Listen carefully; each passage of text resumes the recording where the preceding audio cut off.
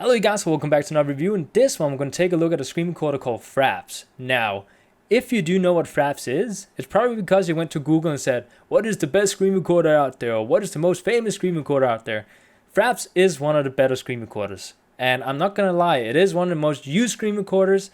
A lot of people really compliment this one. And I'm going to do my best to review this as good as possible, as neutrally as possible. Now, I did actually do a review before of Fraps, and because I'm doing another one is that it is a newer version. It is 3.5.99, and they did fix a couple of the hiccups that they used to have. So I figured today would be a good day to do another review of this screen recorder. So what we're going to talk about here is how the dashboard looks like, how to use the dashboard, what are the settings in here, and then I'm going to do a little test, if you could call it that. I did do some footage beforehand, some raw footage, and I'm going to show you guys a little thing that some people might find a little annoying and how you can fix it. So let's go ahead and start out with the actual dashboard here. As you can see, it looks very simple. It has 4 buttons up here, 4 different menus, if you do not count the help menu up here, of course. And if you take a look at the one called General, you can see that it has 5 different buttons down here you can check off. And if we take a look at the first one, you can see it says Start Fraps Minimized. Now that basically means that when you start Fraps up, it starts it minimized down here in this, the system tray down here, whatever it's called. Down here with all the other symbols or softwares you might have put down there. You can also choose to say that Fraps window is always on top, which means that if I'm opening up a program such as Premiere and I check it off, you can actually see that now if I open up Premiere, it's actually on top of it.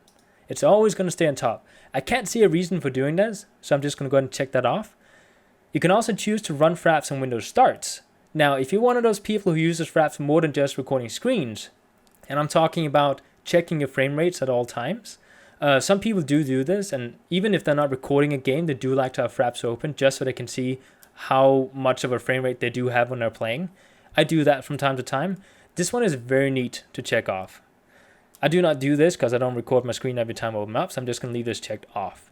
Now down here you can actually choose to record something called Monitor Error Desktop, which means that you're basically saying that it should record your desktop. If you do not check this off, it will not record your desktop. It can only record applications. And I must mention that this feature down here only works with Windows 7 so far, or like Windows Vista or whatever you have that's lower than that. If you're trying to do it with Windows 8, it does not work yet. Okay? In the future, they might fix it. Well, I'm pretty sure they'll fix it because otherwise they're going to run out of business. But they will probably fix this little feature in the future because right now you cannot record your monitor or like your desktop with Fraps. So that's one thing to be very aware of before buying this product. Down here it says minimize the system tray only. That basically means that down here in the corner you have like some small symbols like your volume, stuff like that. Fraps will be minimized down there if you do check this off. I don't think that's a nice feature. Well, it is a nice feature, but I don't use it. And especially not now that I'm doing a review, I don't think I should check that one off. But you can do it if you feel like it. If you go to the next one, called FPS, which means frames per second, you do have benchmark settings and you have overlay hotkey settings. Now the benchmark settings, if you don't know what benchmarking is, it's basically if you're recording a game, and let's say you don't want to record the entire period of time that you're recording it.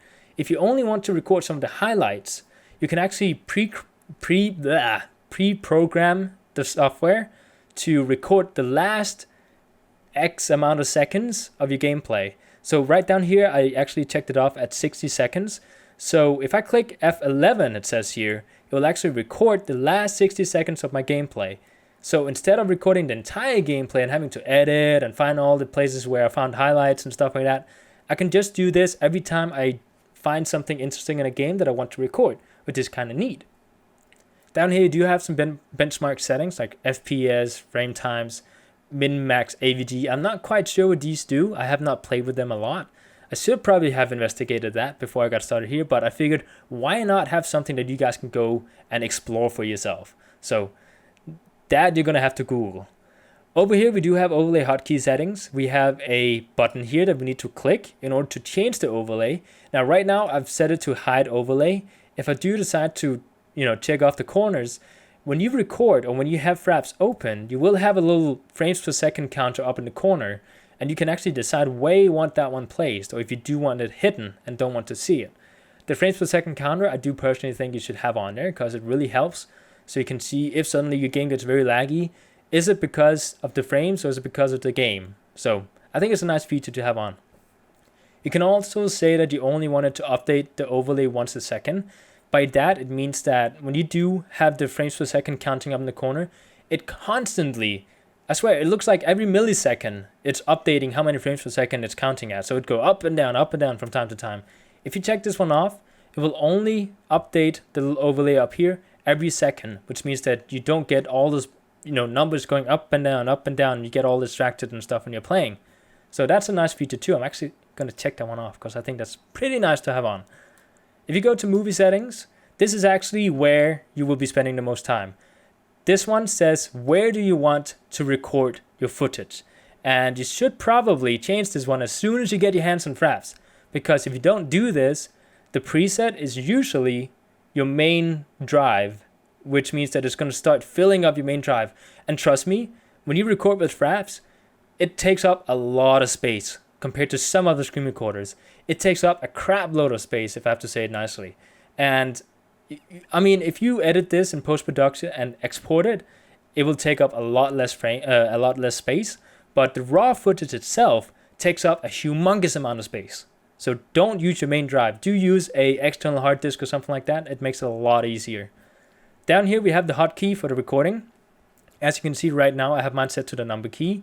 If I start clicking the number key right now, it will in fact start recording with Fraps. I should probably not do that because right now I'm actually not recording this whole review here with Fraps. I'm actually using another program. So I'll just not click that button. Down here you can actually choose the video capture settings. There's the frames per second. You can choose 60, 50, 30, or you can customize it down here. Now, one thing I do want to mention here is that on some of the older versions, or at least I think it's still going on, is that some people on the internet says if your game drops in frames per second when you start recording with Fraps, which by the way it does, this program will drop the frame rate of your game when you start recording. It is very bad at doing that. That's one of the major errors of this screen recorder. It's very reliable, but if you do not have a supercomputer on you, you cannot play a game on the highest settings and use Fraps at the same time. I can barely do it. I mean, I can do it easily, but you know what I'm talking about. If you want to record a really, really high demanding game, I would probably need to turn down my settings in order to, have the footage look at least a bit nice, because I don't want to have a little bit of drop in frame rates. I want it to be maximum frame rates all the time. So do not do the fix I'm about to tell you, which some people do say you need to do in order to fix this.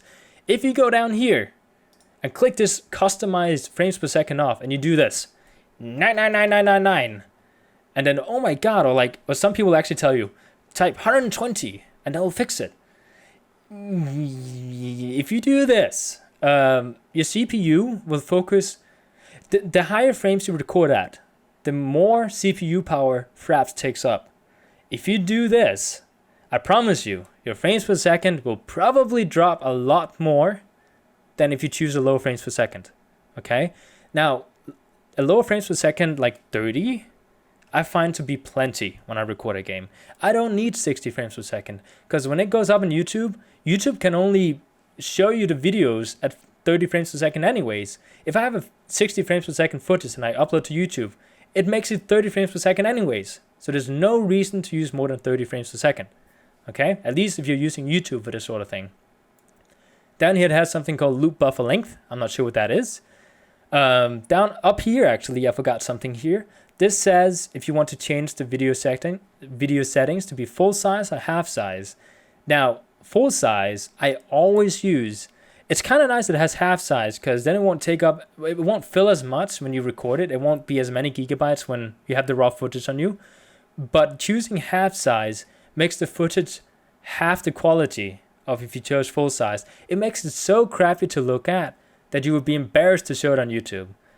Do not use half size. For God's sake, do not use half size, because it does screw up your footage a lot. Down here, we have something called split movie every 4 gigabytes. This feature is so annoying they include it. I do not see why they had to include this inside Fraps. If you do check this off, every time your footage fills 4 gigabytes, it will split the footage up. Now, I was mentioning that Fraps does take up a lot of gigabytes from your raw footage, right?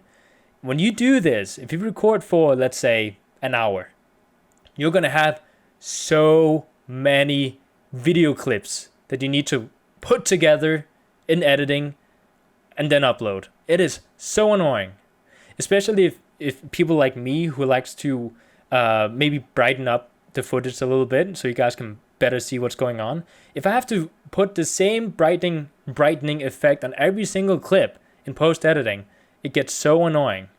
Rather have one full clip, you can just do two once. So for God's sake, do not tick this one off either. I just did it accidentally, so just ignore that. But do not tick that one off. Do keep in mind, sometimes when you open up Fraps, just by opening it up, it does check it off by itself, which is super annoying. But it does do it, so you need to make sure you check every single time you open up Fraps. It just is not ticked off. Okay? Over here, we can have some sound capture settings. We can choose to record the system sound, which is basically if you're playing a game, do you want the game sound to be in there too? Of course, that should be checked off because you do need it if you want people to hear what's going on. You can choose stereo or multi-channel. Right now, I have just stereo chosen. Down here, if you do have a microphone, like the one I'm using right now, and you want to record your voice inside the game, you can actually check this one off and then tell it which microphone you want to use. Now, one little thing I want to mention here is that if you do choose this one, I am not sure how you can adjust the microphone level compared to the game leveling, like the game volume. So I do not use this one. I actually prefer recording in an external program, such as Audacity here, because it makes it a lot easier in post-production when I have to edit it. Down here, we have the hide mouse cursor in video, which makes sure that your cursor is not visible when you play a game or if you are doing something in the desktop you're recording. Down here, you can actually lock the frame rate while recording. This one I do have checked off because I wanted to lock at 30 frames per second if it can. So I think that's kind of a neat feature to have on there. I do not want it to drop up and down in frames per second because it makes the video look a little funky if it does it too much. You can also force looseless of red, green, and blue capture. Now, I think this might have something to do with one of the issues I'm about to show you when I'm done showing you guys the dashboard, which I'll get into a little bit later. Over here, we have the screenshots. You can decide where you want your screenshots to be saved. You can choose the hotkey for recording the screenshot. You can choose the format for your images when you do make a screenshot. Of course, I have it at JPEG right now. Over here, you have the screen capture settings. You can choose if you want to include the frame rate, the overlay that's up in the corner, onto the screenshot, or if you do not want it there. Down here, you have if you want to repeat the screen capture every 10 seconds after you click the button. And in order to turn it off, you're going to have to press it again. So that's pretty much the dashboard. Now I would like to show you guys some footage, some raw footage, just to show you guys what I meant about, the red, green, blue color thing. If you look at the raw footage here when I play it, I did actually get a lot of comments saying, my footage looks so dark when I'm done recording. How can I fix this? If you see my footage here, you can see it is actually, let me go ahead and do this one. If you look at my footage here, you can see it is very dark to look at. This is raw footage and it is, well, I wouldn't call it dark, but it has a really high contrast, which makes it look dark. And this is not nice to look at. So the way to fix this is actually when you import it inside your editing program. I'm using Premiere right now. It does actually fix this right away. Now it does not look dark anymore. It does not look saturated, as you guys can see. Okay? It actually looks pretty normal. Now, some people, when they upload stuff to YouTube, when you upload to YouTube, it does make your video clips a bit darker for some reason, like slightly bit, which means if you're playing a horror game and you want to record the footage, if you're uploading to YouTube, you do need to lighten or brighten the footage in post-production before you export the video so you can upload it. That is kind of a necessary feature I found out because YouTube does make it darker, which is for some reason I don't know why they do it. It's so annoying, but you're gonna have to do that. So I think that's pretty much it for the screen recorder. I do have a lot of other screen recorders that I paid for. So if you do have screen recorders, this one, I'm actually not using this one too much at the moment. I'm using one called Marilla's Action Screen Recorder, which I found to be a bit nicer to use. It runs very smooth and it does, for a fact, record the desktop in Windows 8. And the file sizes are not as big as Fraps is. I mean, it's not too much of a difference, but I found it to be more customizable. in that matter, and it does have a lot less errors than Fraps sometimes have. The errors I'm talking about is that, for example, on my old computer, when I recorded something, certain games would drop so much in frame rate that I could not stand playing the game anymore. I'm not talking about the video dropping in frame rate. The actual game dropped to like 9, 12 frames per second on my old computer, of course. But the latest update here did actually fix it. So even though they fixed a lot of features on the new Fraps here, there's still a couple out there. There's some games, like some very rare games in between, that it for some reason crashes if you try to open it up. It is different depending on the computer for some reason, because my laptop does it perfectly fine on those games, but this one doesn't.